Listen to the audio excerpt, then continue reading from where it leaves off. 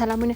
د ملا برادر په مشرۍ طالبانو مرکچي پلاوي غړي قطر ته رسېدلي دي. د دغې ډلې د قطر دفتر ویان ویلي هڅې روانې دي چې ځینې تخنیکي ستونزې حل او د خبرو د پیل نیټه اعلان شي. چین د بین الافغاني مذاکراتو پر احتمالي پیلېدو خوښي څرګنده کړه.